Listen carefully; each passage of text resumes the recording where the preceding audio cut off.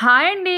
Welcome to Anuradha healthy kitchen. ఎలా ఉన్నారు? బాగున్నారా? అందరూ బాగుండాలని దేవుడిని మనస్ఫూర్తిగా కోరుకున్నాం. అందరికీ అయితే ఒక్కసారి శ్రీకృత్రి నామ ఉగాది శుభాకాంక్షలు. అందరూ చాలా బాగా జరుపుకోవాలని ఈ కొత్త సంవత్సరం పండగ అందరినీ దేవుడు మనస్ఫూర్తిగా కోరుకుంటున్నా.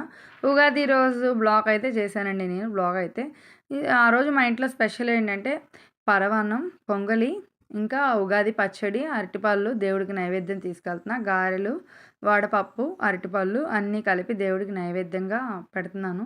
పులిహోర చేద్దాం అనుకున్నా కానీ టైం లేదండి. పులిహోర చేద్దామంటే అప్పటికే కొంచెం హడావిడి అయిపోయింది. మామిడాకులు అవి కట్టి చక్కగా అలంకరించుకొని గుమ్మాలకి పసుపై రాసుకొని ఇగోండి తులసమ్మ దగ్గర ముగ్గు వేసుకొని పసుపై రాసుకొని తులసమ్మ గట్టుకి తులసమ్మ కుండీకి పసుపు రాసుకొని తర్వాత ఇంకా ముగ్గు వేసి పసుపు కుంకుమ జల్లుకొని అంతా అలంకరించుకునేసరికి కొంచెం టైం అయితే పట్టేసింది నాకు.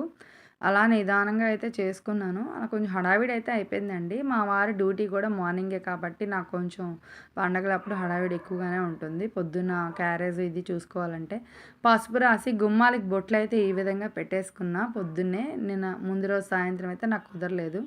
ఇంకా ఆ రోజు మార్నింగ్ రెడీ అయిన తర్వాత పసుపు రాసేసి గుమ్మాలకి పసుపు రాయిపోతే వెలుతుగా ఉంటుందనేసి పసుపు రాసి బొట్లు పెట్టేశాను. దీపారాధన అయితే దేవుడికి ఈ విధంగా చేసేసుకున్నాను.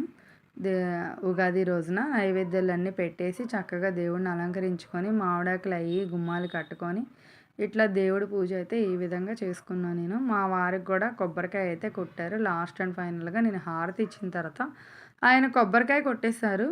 ఆయన చేతులతో కొబ్బరికాయ కొట్టిస్తే మంచిది కదండి. పూజ అయితే నేను చేసిన తర్వాత లాస్ట్లో ఏమంటే మీరు కొబ్బరికాయ కొట్టండి అన్న హారతి ఇచ్చేసిన తర్వాత అంతా అయిపోయిన తర్వాత ఫైనల్గా నేను ఆయన కలిపి దేవుడికి దండం అయితే పెట్టేసుకున్నాం. మనస్ఫూర్తిగా అందరూ ఉగాదికి బాగుండాలని దేవుడిని నమస్కరించుకొని చక్కగా పిల్లల చదువులు అన్నీ బాగుండాలి.